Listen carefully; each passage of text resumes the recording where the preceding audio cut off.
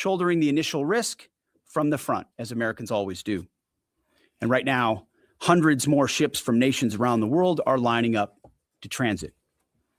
CENTCOM, along with partner nations, is in active communication with hundreds of ships, shipping companies, and insurers.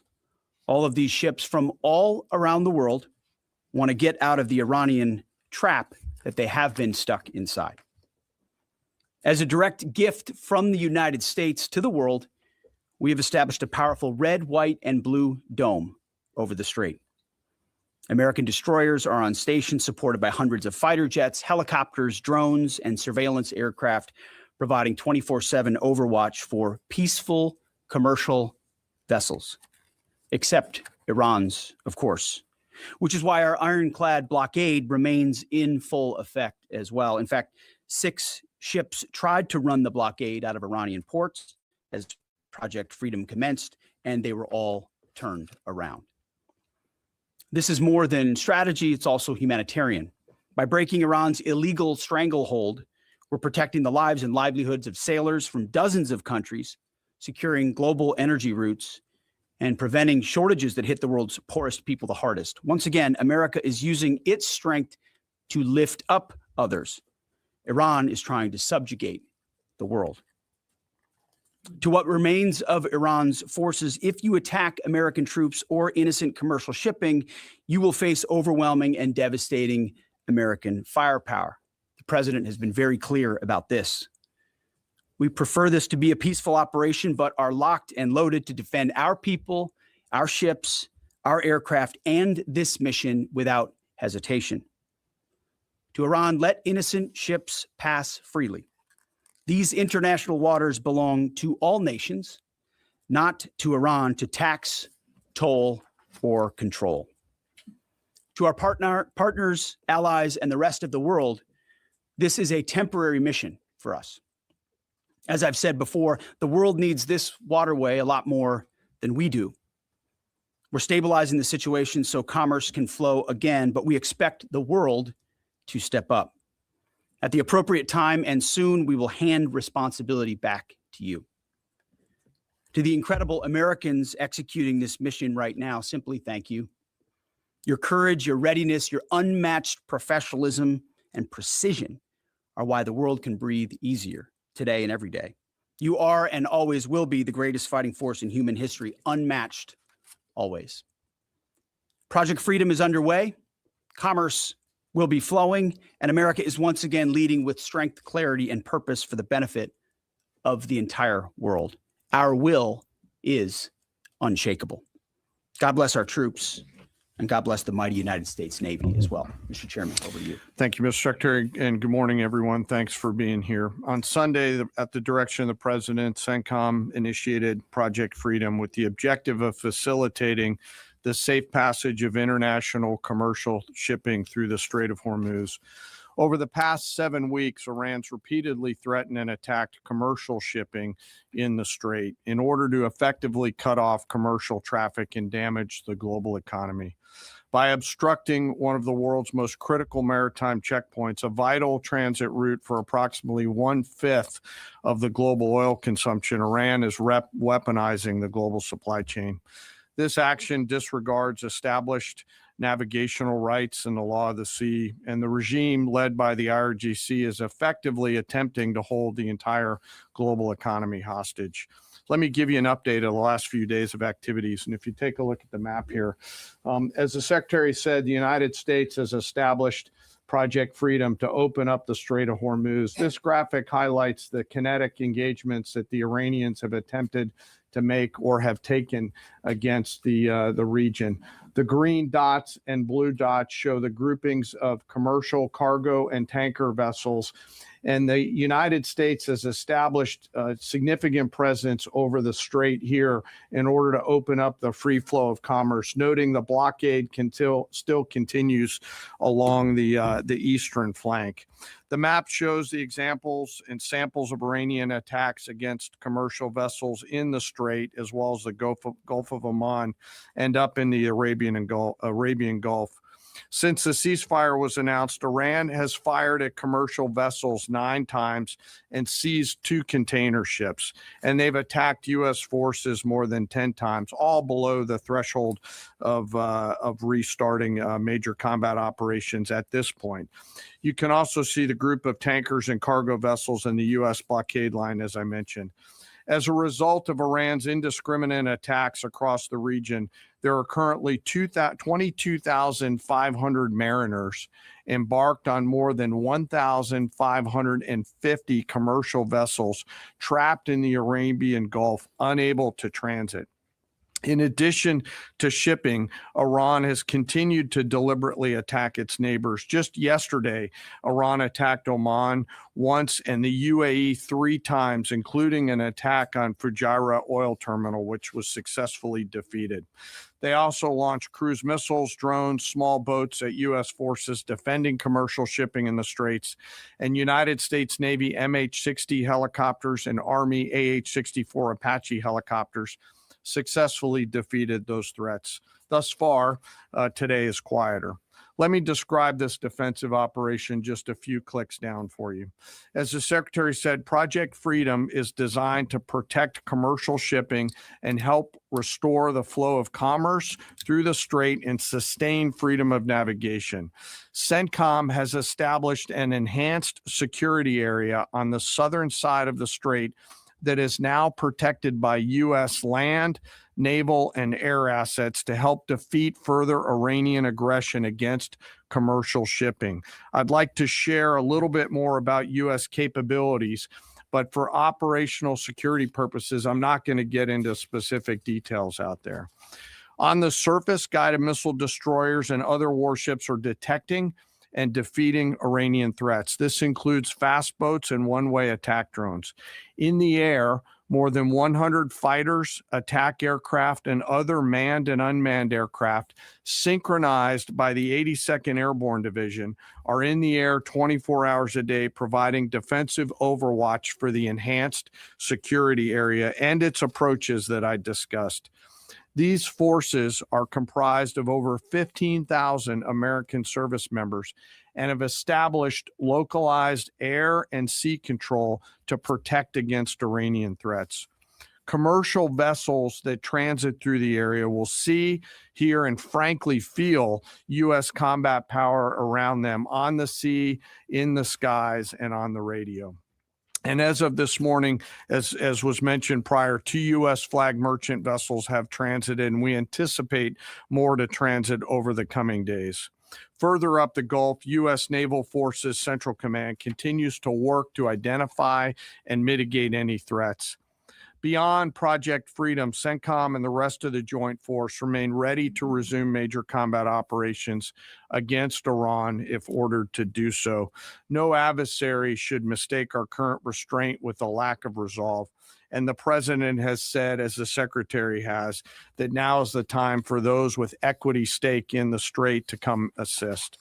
Before I turn it back to the Secretary, I want to take a moment to highlight part of our joint force today. And today I want to talk about the paratroopers of the United States Army 82nd Airborne Division.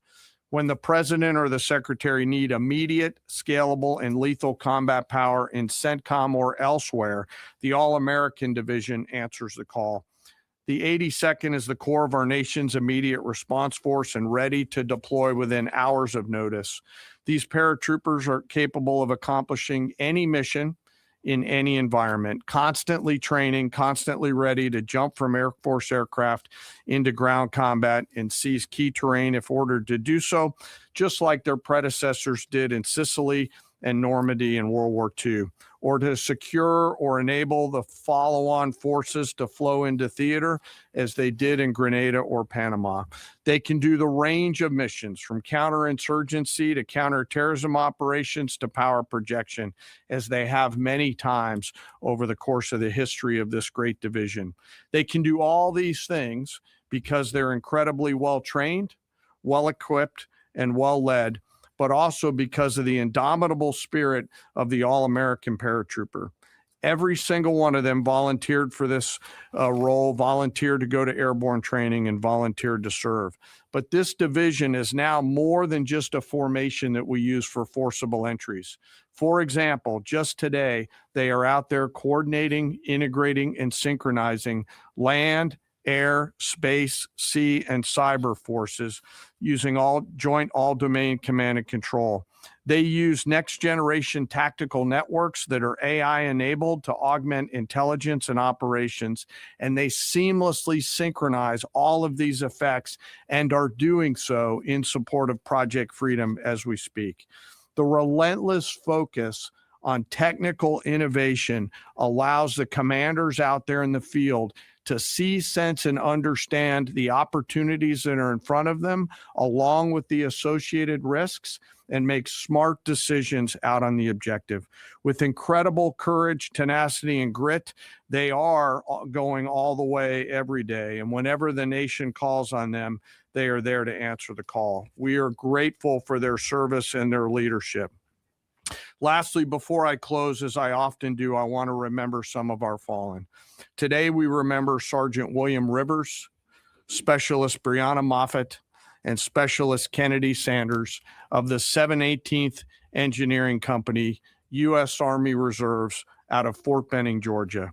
They were tragically killed on January 28th, 2024, when attacked by an Iranian-backed proxy force at Tower 22 in Jordan.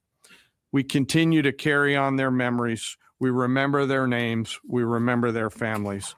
And the Secretary and I are deeply grateful for all of our deployed forces who are out there doing our nation's work. And sir, with that, I'll kick it back over to you. Very good. We'll take a few questions. Go ahead. Thank you. Alexandra Ingersoll, One America News.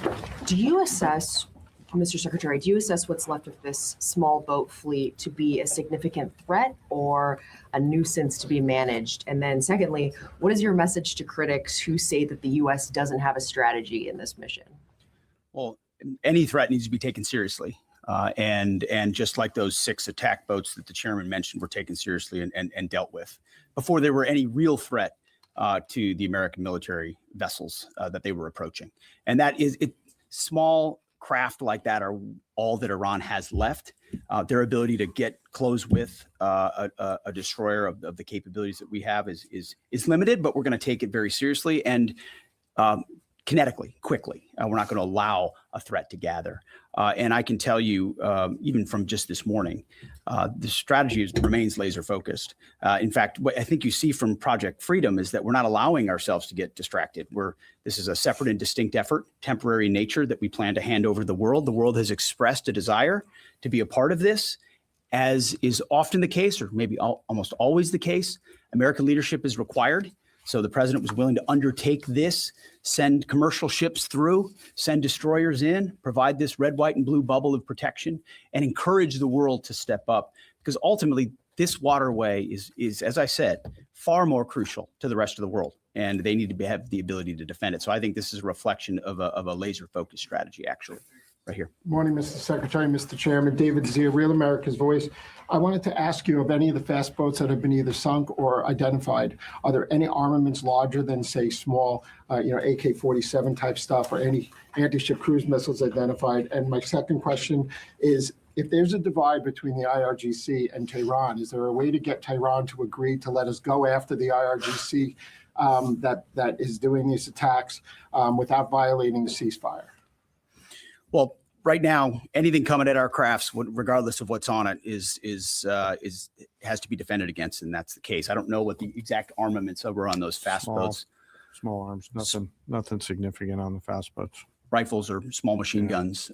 There were some small coastal cruise missiles shot down as well. So there's some frothiness in the beginning aspects of this that were dealt with very directly by our destroyers, and we're communicating both overtly and quietly to the Iranians to allow this defensive operation to happen on behalf of the world.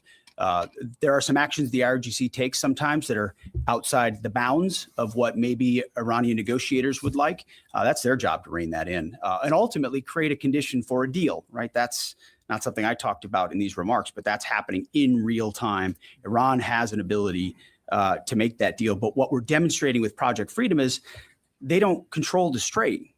I mean, we know Iran is embarrassed by the fact that our blockade is holding and we can run ships through, and we're going to help the world run ships through. And if they hold it at issue, the whole world knows who's doing it. It's not us. We're willing to open it up. It's Iran. And that creates a dilemma for them. We hope they make a deal. Yes. Thank you, sir. My first question is for General Cain, Mary Margaret with the Daily Wire. You said that the attacks by Iran so far are below the threshold of restarting major combat operations. What is that threshold? And then for Secretary Hegseth, are there still concerns about mines in the Strait? And can you kind of clarify these reports of kamikaze dolphins that we've heard about? I haven't heard the kamikaze dolphin thing. It's like sharks with laser beams, right? The threshold of restarting is a political decision above my pay grade. What I'll say is it's low harassing fire right now. It feels like Iran is grasping at straws to try to do something across the southern flank. To your question, David, their command and control structure remains very fractured, and I think they're struggling to maintain control down echelon at the edge. But it's still pretty low level kinetics at this point in time. And I can't confirm or deny whether we have kamikaze dolphins, but I can confirm they don't. Ultimately, any follow-on effort, if there are mines identified, would be something that some of our units could undertake or the world could undertake. But right now, we know we have a lane of safe passage that commercial shipping can flow through. Thank you, Secretary Hegseth. Last 24 hours or so, Iran's fired at us. We fired at Iran. Just going to ask you more directly, is the ceasefire over? No, the ceasefire is not over. Ultimately, this is a separate and distinct project. And we expected there would be some churn at the beginning, which happened. And we said we would defend aggressively, and we absolutely have. Iran knows that. And ultimately, the president's going to make a decision whether anything were to escalate into a violation of a ceasefire. But certainly we would urge Iran to be prudent in the actions that they take to keep that underneath this threshold. This is about the straits. This is about freedom of navigation. This is about international waterways. This is about free flow of commerce, all the things that happened before, and only Iran is contesting. So right now, the ceasefire certainly holds, but we're going to be watching very, very closely. Absolutely. Secretary James, go ahead. Mr. Secretary, thank you. General, thank you. I want to first express my gratitude and admiration for the work you do and for everyone involved in our armed forces, and also for the accomplishments of Operation Epic Fury, which I think are too often dismissed too lightly. But those accomplishments don't obscure, I think, a central default that has occurred here, and I would like you both to address it. On the first day of this conflict, President Trump addressed the Iranian people directly and said, when we're finished, take over your government. It'll be yours to take. And then on the seventh day of the conflict, in a Truth Social post, the president said, quote, there will be no deal with Iran except, all caps, exclamation mark, unconditional surrender. What happens to that pledge to the Iranians? And when did the president decide to capitulate on his demand for unconditional surrender? Well, James, I wouldn't. You started out nicely, but you ended exactly where we knew you would end. The president hasn't capitulated on anything. He holds the cards. We maintain the upper hand, and Project Freedom only strengthens that hand. And so he will ensure that whatever deal is made or whatever end state is reached creates ensuring that Iran never has a nuclear weapon, which is number one, and he's been focused on that, and the deal and discussions are centered on that. And what the Iranian people take advantage of after the fact is up to them, and he's been very clear about that. And maybe you do it now, maybe it happens later, but ultimately he's also been clear, we're not going to entangle this into some nation-building project. Our objectives are clear. They've been pursued from day one. Hopefully the Iranian people take advantage of that because they're being taken advantage of by this regime. As you know, 45,000 Iranians, innocent Iranians, killed before the outset of this. That's what this government does, kills their own innocent civilians. Getting out from underneath that is going to be a challenge of the Iranian people, and we certainly hope they take advantage of that. Thank you. Can I have one follow, please? Go ahead. Everybody else one follow. follows directives. Go ahead. Thank you, Mr. Secretary. Can you share any information regarding the South Korean ship that was reportedly hit by Iran? Is Seoul in contact with the U.S. military about it? And is there any indication that they would heed Trump's call made on social media to join Project Freedom? We hope so. We're in contact with that ship, CENTCOM, I should say, and the Maritime Coordination Forces are in touch. And I think targeting like that is a reflection of the indiscriminate nature of what Iran is doing. We hope South Korea would step up, just like we hope Japan would step up, just like we hope Australia would step up, just like we hope Europe steps up. But we're not waiting for them to do so. We're looking to set the conditions to hand to them. But the president was clear in his truth message that, hey, this is your ship. You should take part in helping to defend it. We very much hope they do. Go ahead. Mr. Secretary, in terms of new U.S. intelligence reports suggest that the timeline for the war in Iran to get a nuclear weapon has not changed since last summer, still at 9 to 12 months. Is that intelligence wrong? How can this be after so much bombing? And for General Cain, going on back onto what you're talking about, the Strait of Hormuz, the president recently said that the blockade is even more effective than bombing. So why didn't we start the campaign with the blockade? And initially, how many planned ships do you plan to escort or take through commercial ships to the Strait of Hormuz today or in the coming days? Well, we don't discuss the specifics about intel, and anybody that does shouldn't be. And I can't confirm or deny whether that is indeed correct. Speculation, as far as I'm concerned, coming from you.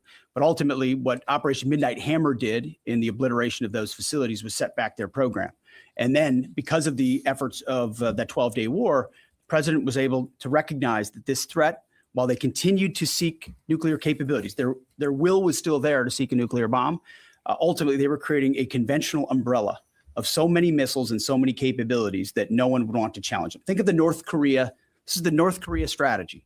We have so many conventional capabilities, you won't do something about it. And underneath that, we're going to develop more nuclear capability. So the will was still there. President Trump had the courage to say, we have to dismantle and take on those conventional capabilities while the nuclear facilities are watched 24/7 and overwatched. And we will ensure one way or another, hopefully Iran chooses a deal, that they give up those ambitions, give up those capabilities, and we're able to confirm that every step of the way. So that has been, President Trump's been focused on it. He's set them back like no other president. He ripped up the terrible deal that would have given them a bomb. He took care of it in Midnight Hammer. We're watching it right now, and ultimately feel good about the fact that the end state will ensure that Iran never has a nuclear weapon. Go ahead. Sir, I'll let CENTCOM talk to the number of ships they're going to take through because they're the nearest ones to talking to the commercial shippers, and I don't want to get out in front of them. On the order and sequence around the military objectives, that's a decision the president and the secretary go get us at. And at the time, we were focused on the primary objectives that were in front of us. Thank you very much. Ryan Morgan with the Epic Times. On Friday, President Trump notified Congress that the hostilities that began on February 28 had terminated. That came on the deadline of the 60-day war powers deadline. Will this administration be seeking congressional approval for any further military operations if the ceasefire breaks down? Our view is the one you described, that ultimately with the ceasefire, the clock stops. If it were to restart, that would be the president's decision. That option is always there, and Iran knows that, and that's why their choices in Project Freedom are important. The president retains the opportunity and the capabilities, more capabilities than we had at the start of this, to restart major combat operations if necessary. If Iran is not willing to follow through on its side of the bargain or make a deal, then the War Department is postured, locked, loaded, and ready to go. We hope it doesn't have to go in that direction, but Admiral Cooper and our forces are in a 3-point stance and ready to go. Yeah, last question. Thank you. Liam Cosgrove with Zero Hedge. In recent weeks, both Israeli Prime Minister Benjamin Netanyahu and Israel's head of Mossad have stated their intent not to cease combat with the Iranians. Netanyahu put this on Twitter. Israel's head of Mossad said Israel's goals are not finished until the Iranian government collapses. And so they're referring to the government that President Trump has brokered a ceasefire with and is working on a lasting peace in the region with. And so that's something many Americans, especially American farmers, are hoping he does get to a lasting peace. And so if President Trump is successful in that, and the Israelis are explicitly stating their intent to continue fighting at a later date, how can you ensure America doesn't get roped back into a war if that comes? And secondly, with Netanyahu comfortable tweeting something like that out, And also Netanyahu has continued bombing Lebanon despite President Trump I would explicitly say your telling him not question is to. based on the false premise that somehow President Trump is being pulled in by Prime Minister Netanyahu to any of these actions. And that's where you're going. Just to be clear, President Trump has led at every step of this based on his view of American interest and America first. And we're grateful that Israelis have been very capable partners at many steps of this. And they may have some objectives at times that are slightly different than ours. But there's only one hand on the wheel ultimately directing this, whether it's Project Freedom or previously Operation Epic Fury, and it's President Trump. So we're grateful for their input, their insights, the existential nature of the threat they face from an Iranian bomb, the capabilities that they can bring to that, but ultimately the coordination will happen with the leadership of President Trump. Thank you very much. I appreciate it. Thank you.